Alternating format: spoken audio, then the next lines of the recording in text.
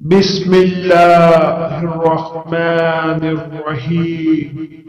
شروع کرتا ہوں اللہ کے نام سے جو بڑا مہربان اور نہایت رحم کرنے والا ہے۔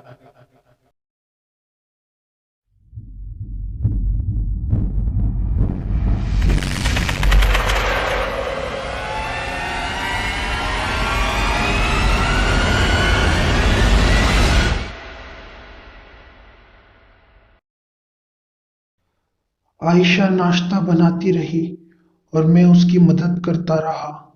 کل رات اس غیر مرئی مخلوق کو تو میں نے کہہ دیا تھا کہ میں اس کا حکم مانوں گا، لیکن میں نے اس گھر کو چھوڑنے کا پکا ارادہ کر لیا تھا۔ عائشہ ناشتہ کر کے ضروری چیزیں لے لو، تم لوگوں کو عمران کے چھوڑ کر میں ٹکٹس لینے اور چھٹی کی درخواست دینے کے بعد آتا ہوں۔ ہم آج ہی لاہور چلے جائیں گے۔ میں تو صبح سویرے ہی یہاں سے نکلنا چاہتی تھی، لیکن آپ کی نیند کی وجہ سے انتظار کرتی رہی۔ اچانک بیڈ روم سے آیت کی دلخراش چیخ سنائی دی۔ ہم دونوں تیزی سے بھاگتے ہوئے بیڈ روم میں آئے تو دیکھا آیت احسن کے ساتھ چپکی بری طرح رو رہی تھی، اور احسن خوفزدہ نظروں سے باتھ روم کی طرف دیکھ رہا تھا۔ جیسے ہی ہم دونوں اندر داخل ہوئے وہ بھی رونے لگا۔ دونوں بچے بری طرح سہمے ہوئے تھے۔ عائشہ نے جلدی سے آگے بڑھ کر آیت کو اٹھا لیا۔ احسن بھاگتا ہوا آیا اور میری ٹانگوں سے لپٹ گیا۔ میں نے نیچے بیٹھ کر اسے اپنے ساتھ لگا لیا۔ اس کا ننھا سا دل تیزی سے دھڑک رہا تھا۔ عائشہ نے آیت کو اپنے سینے سے لگایا ہوا تھا جو اب بھی ہچکیاں لے رہی تھی۔ میں نے احسن کو تسلی دیتے ہوئے پوچھا، کیا ہوا آیت کو؟ کیوں رو رہی ہے؟ اس نے ڈبڈبائی آنکھوں سے میری طرف دیکھا۔ بابا، ہم کھیل رہے تھے کہ ایک عورت جس کا منہ جلا ہوا تھا وہ آیت کو پکڑنے لگی تھی۔ بابا، اس کے دانت ٹوٹے ہوئے تھے اور آنکھوں سے خون بہہ رہا تھا۔ اس نے جھرجھری سی لی۔ پھر وہ کہاں گئی؟ میں نے پوچھا۔ بابا، وہ باتھ روم میں چلی گئی ہے۔ اس نے خوفزدہ نظروں سے باتھ روم کی طرف دیکھا۔ میں نے اس کا ہاتھ چھوڑا اور باتھ روم میں جھانک کر دیکھا۔ وہاں کچھ بھی نہ تھا۔ میں نے واپس آ کر کہا، وہاں تو کوئی بھی نہیں ہے۔ آیت ماں کے کندھے سے لگی سسکیاں لے رہی تھی۔ اس کی تھوڑی عائشہ کے کندھے کو چھو رہی تھی۔ اچانک اس نے آنکھیں گھما کر میری طرف دیکھا۔ اف میرے خدا! آج برسوں بعد بھی مجھے وہ منظر یاد آتا ہے تو میرے رونگٹے کھڑے ہو جاتے ہیں۔ اس کی آنکھیں یکدم بھینس کی آنکھوں جتنی ہو گئیں اور منہ سے دو نوکیلے دانت باہر نکل آئے۔ اس کا معصوم چہرہ بہت ڈراؤنا ہو گیا۔ وہ مجھے دیکھ کر مسکرائی۔ میں نے بامشکل اس کے چہرے سے نظریں ہٹا کر عائشہ کی طرف دیکھا۔ وہ آیت کی حالت سے بے خبر گہری سوچ میں گم تھی۔ جب دوبارہ میری نظر آیت کے چہرے پر پڑی تو اس کا چہرہ پہلے کی طرح بالکل ٹھیک تھا۔ اچانک میرے نتھنوں سے گلاب کی خوشبو ٹکرائی۔ اس کے بعد رادھا کی آواز کمرے سے گونجی، اب کیا وچار ہے پریتم؟ کیا کوئی اور چمتکار دیکھنا چاہتے ہو؟ میں نے تم سے کہا تھا نا، میرے سنگ وشواس گھات نہ کرنا۔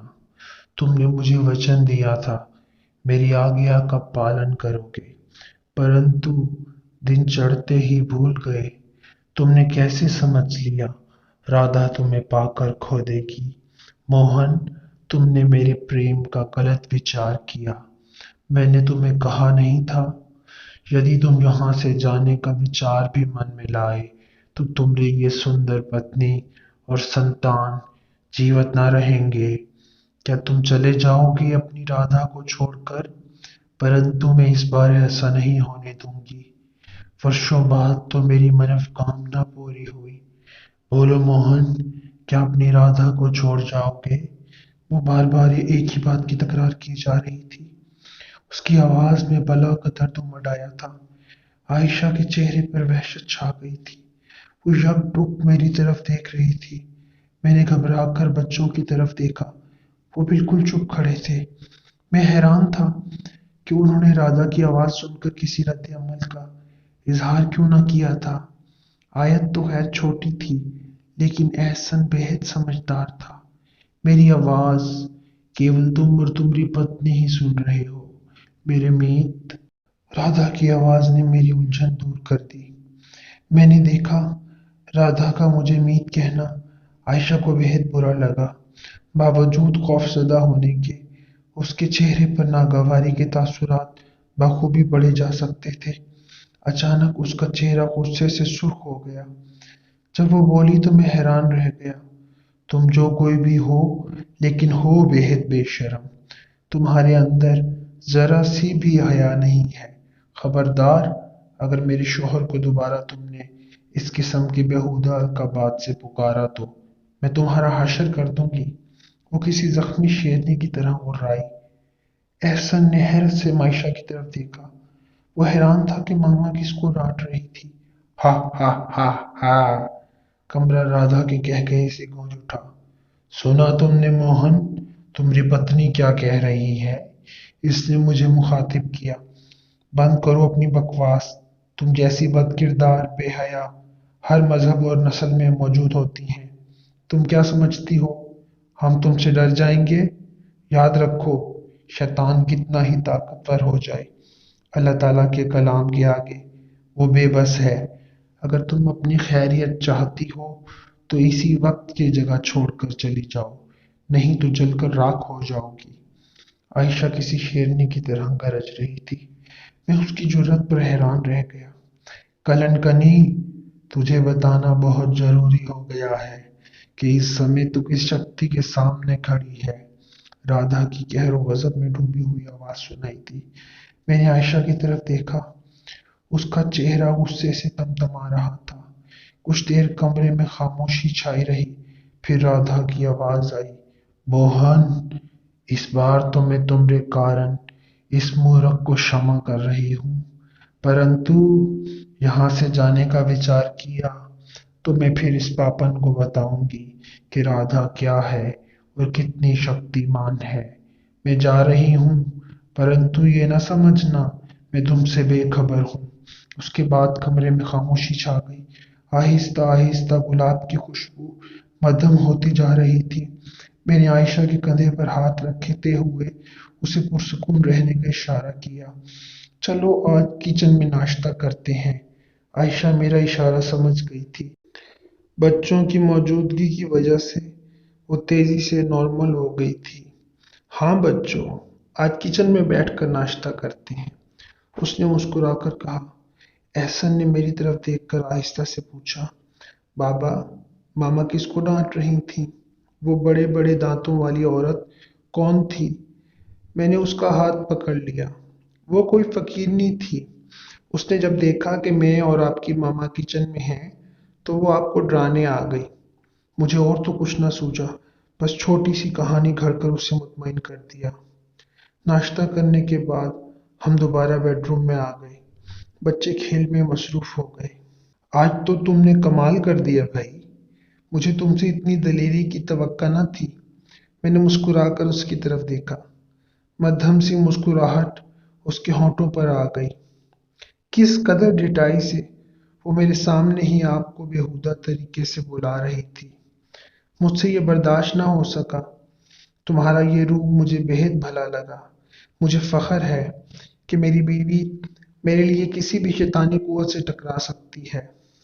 मेरी इस तारीफ से उसका चेहरा खुशी से खिल उठा।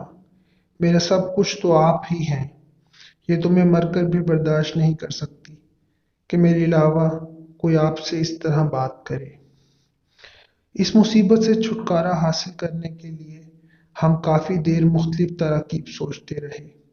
अचानक मेरे जहन में कूंदा सा लपका।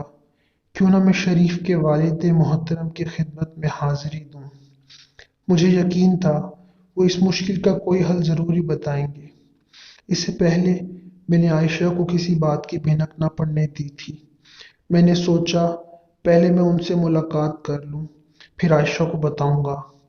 मेरा प्रोग्राम था اسے اور بچوں کو عمران کے گھر چھوڑ کر میں شریف کے ساتھ اس کے والد صاحب سے ملنے چلا جاؤں گا۔ سر سے جیسے بوجھ اتر گیا۔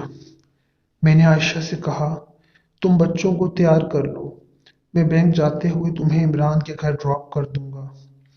اس نے سر ہلایا، لیکن بچوں کی موجودگی میں مزید کوئی سوال نہ کیا اور انہیں تیار کرنے چلی گئی۔ اس نے احسن کو کپڑے بدلنے کے لیے کہا اور خود آیت کے ساتھ لان میں چلی گئی۔ میں ابھی فون کرنے کے ارادے سے اٹھنے ہی والا تھا کہ آیت کے چیخنے کی آواز آئی۔ وہ بری طرح چلا رہی تھی۔ اس کے فوراً بعد عائشہ کی ہذیانی آواز سنائی دی۔ وہ مجھے بلا رہی تھی۔ ہائے اللہ! اسامہ ادھر آئیں، یہ دیکھیں آیت کو کیا ہو گیا۔ میں جلدی سے باہر بھاگا۔ دیکھا تو عائشہ نے آیت کو گود میں اٹھایا ہوا ہے۔ اس کے منہ سے جھاگ نکل رہا ہے اور ہاتھ پیر بری طرح مڑے ہوئے ہیں۔ میں نے اسے گود میں لے لیا۔ عائشہ رونے لگی۔ اسامہ یہ دیکھیں، اسے کیا ہو گیا ہے۔ میں نے اسے اندر لا کر بیڈ پر لٹا دیا۔ اچانک آیت نے آنکھیں کھولی اور اٹھ کر بیٹھ گئی۔ اس کے منہ سے کہا نکلا، لیکن آواز رادھا کی تھی۔ ہا ہا ہا! عائشہ نے روتے ہوئے قرآنی آیات کا وید شروع کر دیا۔ آیت نے اپنی سرخ انگارہ آنکھوں سے اس کی طرف دیکھا۔ اب کیا وچار ہے میرے بارے میں؟ اس کے حلق سے رادھا کی آواز نکلی۔ تو بڑی بلوان ہے، کیول اتنی سی بات سے گھبرا گئی، مجھے بھسم کرنے چلی تھی۔ اب کیا ہوا؟ کدھر گیا تیرا وہ تیکھا پن؟ اگر تجھ میں ذرا سی بھی شکتی ہے تو مجھے اپنی پتری کے شریر سے باہر نکال، میں بھی تو دیکھوں تو کتنی شکتیمان ہے۔ سن مورکھ، میں موہن کے کارن اب بھی تجھے क्षमा کر سکتی ہوں، کیول تجھے اتنا کرنا ہوگا جو جاب تو ہرینا کرتی ہے اسے بند کر دے۔ رادھا کا مطالبہ کھل کر سامنے آ گیا۔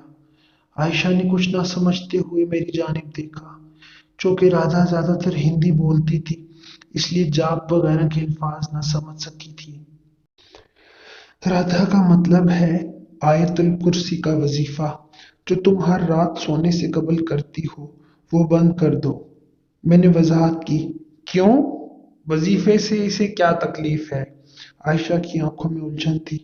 میں نے اسے خاموش رہنے کا اشارہ کرتے ہوئے آیت کے ذریعے رادھا سے کہا، رادھا، تم جیسا کہو گی ہم ویسا ہی کریں گے۔ تم نے مجھ سے وعدہ کیا تھا کہ عائشہ اور بچوں کو کوئی نقصان نہ پہنچاؤ گی، لیکن پہلے دن ہی اپنا وعدہ توڑ دیا۔ وچن تو تم نے بھی مجھے دیا تھا پریتم، پرنتو اجالا پھیلتے ہی یہاں سے جانے کا وچار کر بیٹھے۔ کیا مجھے جانکاری نہیں کہ تم اپنے متر کے گھر اس سمسیا کے سمدھان کے کارن جا رہے ہو؟